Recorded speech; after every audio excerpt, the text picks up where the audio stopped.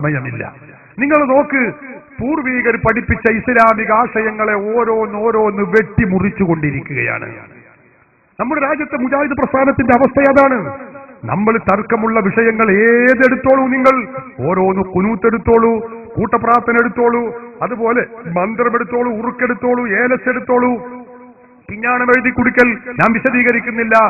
ഏതെടുത്ത് പരിശോധിച്ചാലും പൂർവീകരുടെ പാരമ്പര്യം ആ വിഷയത്തിൽ സുന്നികളോടുകൂടെയാണ്.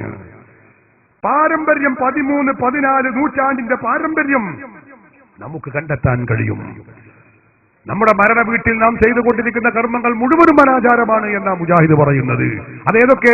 മയ്യത്ത് ഖുർആൻ ഓത്താവട്ടെ, അങ്ങനെ ദുആയാവട്ടെ, മയ്യത്ത് വെക്കുമ്പോഴുള്ള ദുആയാവട്ടെ, മയ്യത്ത് എടുക്കുമ്പോഴുള്ള ദുആയാവട്ടെ, അത് കഴിഞ്ഞ് മയ്യത്ത് കൊണ്ടുപോകുമ്പോൾ ദിക്ർ ചൊല്ലലാവട്ടെ, തൽഖീൻ ചൊല്ലലാവട്ടെ, അവിടുന്ന് ഖബറിന്റെ അരികിൽ ഖുർആൻ പാരായണമാവട്ടെ, ദുആയാവട്ടെ, അടിയന്തരമാവട്ടെ, 40 ആവട്ടെ, അല്ലെങ്കിൽ ആണ്ടാവട്ടെ, നാം ചെയ്തുകൊണ്ടിരിക്കുന്ന കർമ്മങ്ങൾ മുഴുവനും നരകത്തിലേക്ക് പോകുമെന്ന് മുജാഹിദ് പറയുന്നു. വിശദീകരിക്കാൻ സമയമില്ലാത്തത് കൊണ്ടാണ് നാം ഈ പറയുന്ന ഈ കാര്യങ്ങളുണ്ടല്ലോ, അത് മുഴുവനും പ്രമാണങ്ങളെ കൊണ്ട് സ്ഥിരപ്പെട്ടതാണ്. അടിയന്തരമാവട്ടെ, ആണ്ടാവട്ടെ, അല്ലെങ്കിൽ മരണപ്പെട്ട മയ്യത്തിന്റെ അരികിൽ ഖുർആൻ പാരായണം, ദിക്ർ ചൊല്ലൽ, എല്ലാ കാര്യങ്ങളും പ്രമാണമെടുത്തു പരതിയാൽ നമുക്ക് കാണാം സുന്നികളോട് കൂടെയാണ് അതിന്റെ പാരമ്പര്യം. എനിക്കിവിടെ വിശദീകരിക്കാൻ സമയമില്ല. ഇൻഷാ അല്ലാഹ് ഈ വിഷയങ്ങളിലൊക്കെ ചോദ്യമുണ്ടാവുകയാണെങ്കിൽ ഞാൻ മറുപടി പറയും ഇൻഷാ അല്ലാഹ്. ഞാൻ ആ ഭാഗം അധികം നീട്ടുന്നില്ല. ഞാൻ പറയുന്നത് തർക്കമുള്ള വിഷയങ്ങൾ എടുത്തോളൂ. മൗലിദാഘോഷവും മാലമൗലിദും എല്ലാ വിഷയങ്ങളും എടുത്ത് പരിശോധിച്ചാലും സ്ഥിതിവിശേഷം ഇതാണ്. പൂർവീകർ പഠിപ്പിച്ച പാരമ്പര്യം അത് സുന്നത്ത് ജമാഅത്തിന്റെ കൂടെ, സുന്നികളോട് കൂടെയാണ്. കേരളത്തിലെ മുജാഹിദുകൾ പറയുന്നത് എന്താണ്? ഈ നിങ്ങൾ പറയുന്ന ഈ ഹോജാക്കളും പാരമ്പര്യം ഉണ്ടല്ലോ, അത് ഞങ്ങൾക്ക് വേണ്ട, ഞങ്ങൾക്ക് ഖുർആനും സുന്നത്തും അതനുസരിച്ച് ഞങ്ങൾ ഇങ്ങനെ ഗവേഷണം ചെയ്യും എന്നാണ്. മുജാഹിദുകൾ ഗവേഷണം ചെയ്ത് കണ്ടുപിടിച്ച ഒരു കോലാണ് ഇപ്പൊ ഞാൻ പറഞ്ഞത്. അങ്ങനെ ഒരുപാട് രൂപങ്ങൾ അവരെ ഗവേഷണത്തിന്റെ ഇവിടെ പറയാനുണ്ട്. ഇൻഷാ അല്ലാഹ് നമുക്ക് സമയമുണ്ടെങ്കിൽ ഇടക്കിടക്ക് ഞാൻ കാണിച്ചു തരും. ഞാൻ എല്ലാം നീട്ടുകയില്ല. ഈ കാര്യം നമ്മൾ മനസ്സിലാക്കണം. അതോടൊപ്പം എനിക്ക് പറയാനുള്ള മറ്റൊരു കാര്യം, സുന്നത്ത് ജമാഅത്ത് എന്ന് പറയുന്നത് ഇസ്ലാമിന്റെ യഥാർത്ഥ രൂപമാണെന്ന് ഞാൻ പറഞ്ഞല്ലോ. പൂർവീകരുടെ പാരമ്പര്യവും പൈതൃകവും അതിന്റെ കൂടെയാണ്, സുന്നികളോട് കൂടെയാണ്. മുജാഹിദ് പ്രസ്ഥാനം എന്ന് പറയുന്ന, വഹാബി പ്രസ്ഥാനം എന്ന, സലഫി പ്രസ്ഥാനം എന്ന, ഇസ്ലാഹി പ്രസ്ഥാനം എന്ന ഈ ഏടാകൂട കമ്പനി ഉണ്ടല്ലോ, ഇവർക്കുള്ള തകരാറുകൾ എന്താണ് നമ്മൾ മനസ്സിലാക്കണം. എന്തുകൊണ്ടാണ് മുജാഹിദ് പ്രസ്ഥാനത്തെ നാം വിമർശിക്കുന്നത്, നാം കുറ്റപ്പെടുത്തുന്നത്, അവരുടെ പ്രസ്ഥാനം ശരിയല്ല എന്ന് നാം പറയുന്നത്? നാം ചിന്തിക്കേണ്ടതാണ്. വിശദമായി പറയാനും അത് വിശദീകരിക്കാനും ഇവിടെ സമയമില്ലെങ്കിലും ചില കാര്യങ്ങൾ ഞാൻ നിങ്ങളുടെ ശ്രദ്ധയിൽ കാണിക്കുകയാണ്. മുജാഹിദ് പ്രസ്ഥാനം എന്ന് പറയുന്ന ഈ പ്രസ്ഥാനം, സഹോദരന്മാരെ, കേരളത്തിലുള്ള, ലോകത്തുള്ള വിശ്വാസി ലക്ഷങ്ങളെ മുഴുക്കയും മുശ്രിക്കും കാഫിറുമാക്കി പ്രഖ്യാപിക്കുന്നവരാണ്. ഇതാണ് മുജാഹിദ് പ്രസ്ഥാനത്തിന്റെ ഏറ്റവും വലിയ തകരാറ്. മുജാഹിദുകൾ പറയും, ഞാനിത് പറയുമ്പോൾ ഇപ്പോഴും മുജാഹിദിനെ പല്ല് ഇറുമ്പലുണ്ടാവും. നിങ്ങൾ ഇറുമ്പിട്ട് ഒരു കാര്യമില്ല, ഞാൻ പറയാനുള്ളത് മുഴുവൻ പറഞ്ഞിട്ട് തന്നെ പോകുള്ളൂ ഇൻഷാ അല്ലാഹ്. നിങ്ങൾ ചിന്തിച്ചോളൂ, ഞങ്ങൾ ആരെയും കാഫിറാക്കുന്നില്ല, ഞങ്ങൾ ആരെയും മുശ്രിക്കാക്കുന്നില്ല എന്ന് മുജാഹിദിനെ സ്വസ്ഥായിട്ട് ഒറ്റയ്ക്ക് ഇരുന്ന് ഇങ്ങനെ പറയും. മുജാഹിദ് മൗലവിമാര് വേദി കിട്ടിയാൽ സുന്നികളുള്ള നാട്ടിൽ വെച്ച് പ്രസംഗിക്കുകയാണെങ്കിൽ അവിടെ വെച്ചും പറയും. എന്താ പറയുന്നത്? ഞങ്ങളാരെയും കാഫിറാക്കുന്നില്ല, മുശ്രിക്കാക്കുന്നില്ല. മുജാഹിദ് നേതാവ് സക്കരിയ സാഹിബ് പറയുന്നത് ഞാൻ കേൾപ്പിച്ചു തരാം. അദ്ദേഹം പറയുന്നു, ഞങ്ങളാരെയും കാഫിറാക്കുന്നില്ലേ ഇല്ല.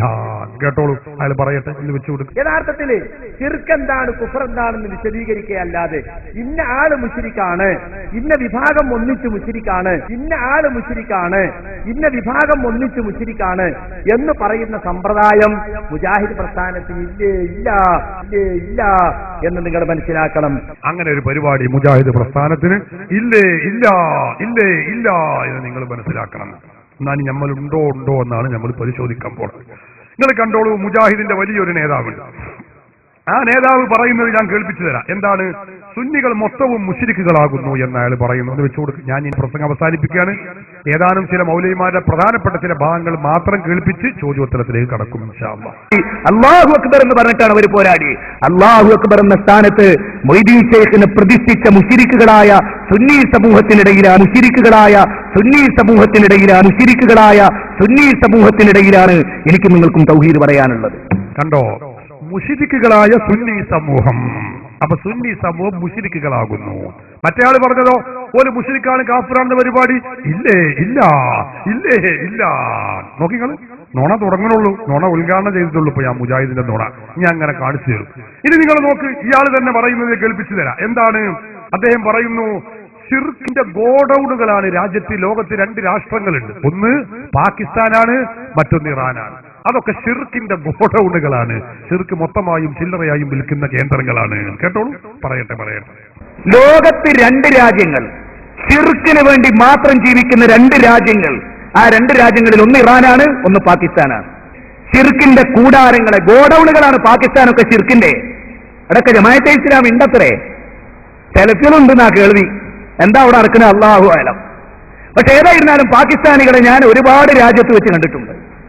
പാകിസ്ഥാനികളിൽ ബഹുഭൂരിപക്ഷം ആളുകളും ഷിർക്കിന്റെ ആളുകളാണ്. വാക്യം ഷിർക്കിന്റെ വിഭാടനം, തൗഹീദിന്റെ പ്രയാണം. കേട്ടില്ലേ നിങ്ങൾ? അപ്പൊ ഷിർക്കിന്റെ ഗോഡൌണുകളാണ് അവിടൊക്കെ. ബഹുഭൂരിപക്ഷ ആളുകളും ഷിർക്ക് ചെയ്യുന്നവരാണ്, മുശ്രിക്കാകുന്നു. മറ്റേ ആള് പറഞ്ഞതോ ഷിർക്കാക്കുന്ന പരിപാടി ഞങ്ങൾക്ക് ഇല്ല. മുജാഹിദ് പ്രസ്ഥാനം ചെയ്തുകൊണ്ടിരിക്കുന്ന തകരാറുകൾ എന്താണെന്നാണ് ഞാൻ പറയുന്നത്. കേട്ടോളൂ. ഇനി ഇയാൾ തന്നെ പറയുന്നു, സുന്നികളും ക്രിസ്ത്യാനികളും ഇസ്ലാമിന് കണക്കാണ്, രണ്ടും ഒരുപോലെയാണ്. പറയട്ടെ, വെച്ചുകൊടുക്കും. ക്രിസ്ത്യാനികളും സുന്നികളും ഇസ്ലാമിന് കണക്കാ 2 വന്നു.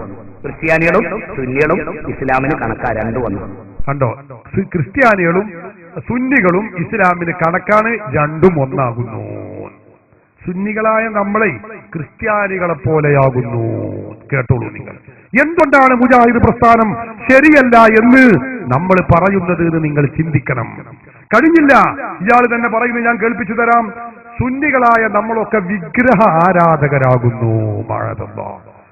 വിഗ്രഹത്തിനെ, ബിംബത്തിനെ ആരാധിക്കുന്നവരാണത്ര നമ്മളൊക്കെ. മമ്പുറത്തെ തങ്ങൾ ഒരു വിഗ്രഹമാകുന്നു. കേട്ടോളൂ, അയാൾ പറയട്ടെ. അപ്പൊ ഇവിടുത്തെ സുന്നികൾ ചെയ്യുന്നത് ഖബറാരാധനയല്ല, സാക്ഷാൽ വിഗ്രഹ ആരാധനയാണ്. മമ്പുറം തങ്ങൾ ഒരു വിഗ്രഹമാണ്. അദ്ദേഹത്തെയാണ് ആരാധിക്കുന്നത്. കേട്ടില്ല നിങ്ങൾ? അപ്പൊ മമ്പുറം തങ്ങൾ ഒരു വിഗ്രഹാണ്, സുന്നികൾ വിഗ്രഹ ആരാധകരുമാകുന്നു. ഇനി നിങ്ങൾ പറയണം, ഈ വർഗത്തെ കുറിച്ച് നമ്മൾ പ്രസംഗിക്കേണ്ടതുണ്ടോ ഇല്ലേ?